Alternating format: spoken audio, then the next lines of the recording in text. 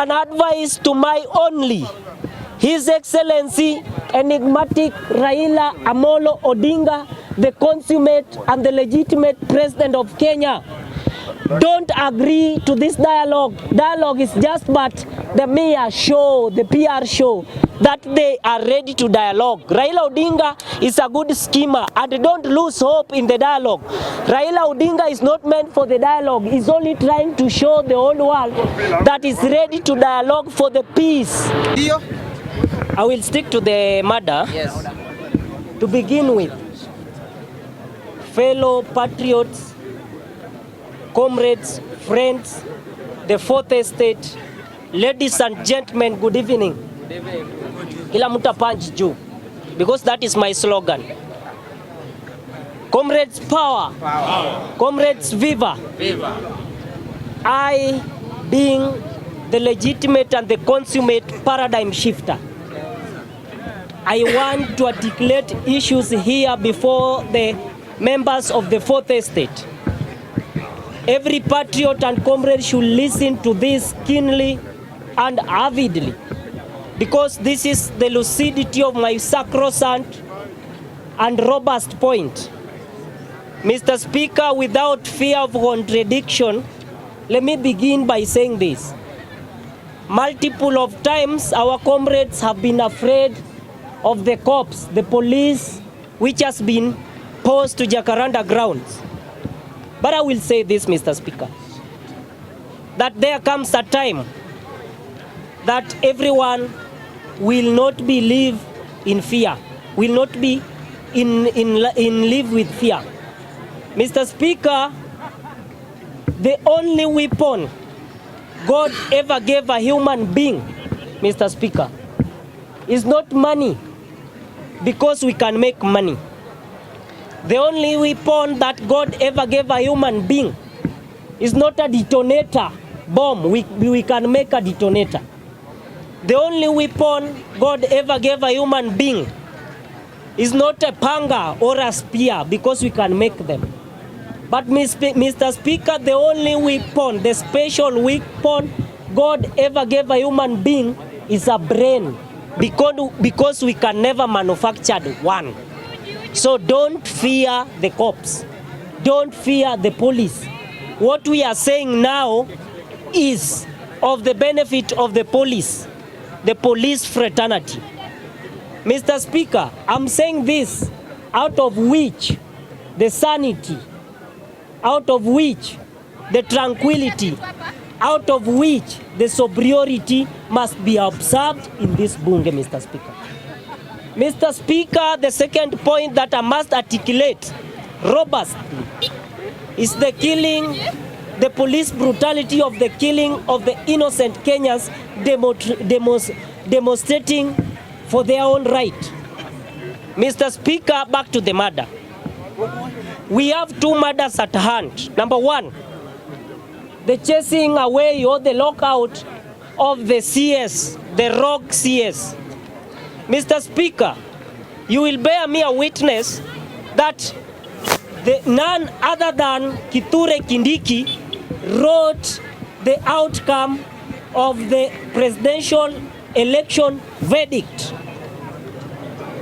I'm saying this with confidence. I'm saying this, that all patriots, comrades and friends should listen to me crystal clear, that no one wrote the verdict and the outcome of the presidential election at the Supreme Court, none other than Kithure Kindiki. Kithure Kindiki wrote the verdict. So to purport and to insinuate that the so-called president of the rogue regime, the crooked regime, by the tyrants, William Samoei Ruto locking Moses Kuria Kindiki out, is just but a mere PR show. There is no way Kithure Kindiki can be locked out. He was locked out to portray the PR show to Kenyans that William Ruto is up to the task. If William Ruto is up to the task as he purports, he ought to have cracked the whip, Mr. Speaker. He ought to have cracked the whip by sending them away, taking into the parliament to look at and to investigate the atrocity, for them to be out, and the new cabinet CS there should be pointed out, Mr. Speaker. Mr. Speaker, the second matter is the financial bill. Mr. Speaker, was there last Sunday, because I normally come here only Sundays because I'm busy at work. But last Sunday, Mr. Speaker, I stated categorically that this financial act bill will affect Kenyans. Mr. Speaker, is not the laughing matter of our comrades, and we cannot say the obvious, but we must dig down to know exactly how will this financial act favor us or affect us, Mr. Speaker. Mr. Speaker, on Sunday, after articulating the issue here, I went back to my house and we all watch Citizen TV, Mr. Speaker.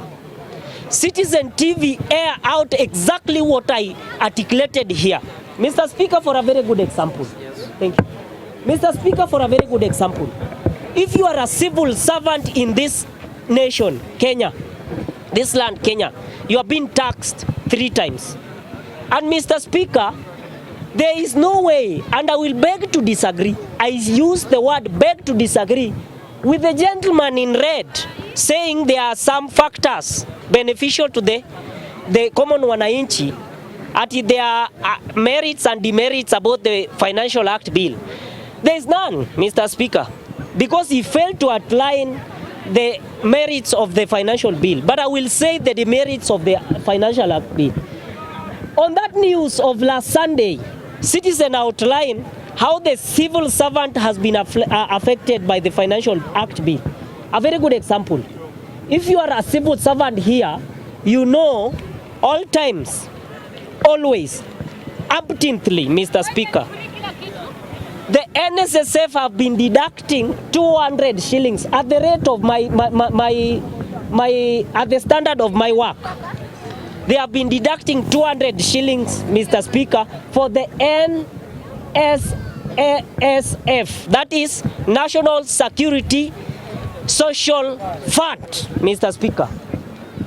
Last week, Mr. Speaker, the government is deducting 180 shillings from 200 shillings, Mr. Speaker. So there is no way somebody can tell me, can come here to purport that we have merits in that financial bill act. Mr. Speaker, I will finalize my point with a sacrosanct and a robust point. This is the lucidity part of it, Mr. Speaker.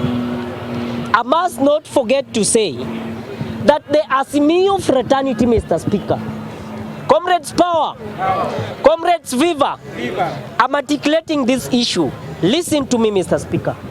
Mr. Speaker, I must not forget to say here that we don't need a dialogue to solve this issue, Mr. Speaker.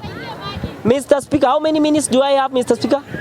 2 minutes. Thank you, Mr. Speaker. Mr. Speaker, we don't need a dialogue to iron this issue. Mr. Speaker, Azimio fraternity should give a priority to Gaucho. Thank you. Mr. Speaker, Azimio fraternity should give a priority to Comrade Gaucho, Nuru Okanga, almost 1 hour, Kimbi Kimbi, and I, the consummate paradigm shifter, to dialogue with these hypnotic zombies. Because intellectuality, they can never match Kalonzo Musyoka, they can never match Raila Odinga.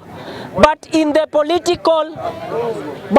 political equilibrium, our intellectual capacity matches the Imani Chungwa. I can debate robustly, I can debate keenly and avidly with Imani Ichungwa. So Raila Amolo Odinga should shun off the idea of dialogue. Last but not least, Mr. Speaker, before I rest my case, everywhere in the whole world, this is an advice to my only His Excellency, enigmatic Raila Amolo Odinga, the consummate and the legitimate president of Kenya. Don't agree to this dialogue. Dialogue is just but the mere show, the PR show. that they are ready to dialogue. Raila Odinga is a good schemer, and don't lose hope in the dialogue. Raila Odinga is not meant for the dialogue. He's only trying to show the whole world that is ready to dialogue for the peace, for the sake of peace of this country. But Raila knows where the goal is, and eventually the third round of the demonstration will erupt. And if it will erupt, it will lead to what we call the catastrophic and scorched revolution of this world. We will leave nothing to chances. Fellow comrades and patriots, never lose hope. When called upon to participate in the third wave of the demonstration, let us all come out and demonstrate. We will burn this country. And if it's a matter of, I hear William Ruto talking yesterday, bravely, talking yesterday that atatukalia ngumu, atakalia nani ngumu. If he wants to rule this country, chest thumping, let him and the police all kill us through the police brutality. Let us all die. This country will remain empty, full of demons. William Ruto will lead the demons if he's not careful. Let this country burn. I raise my cause. Viva, comrades. Thank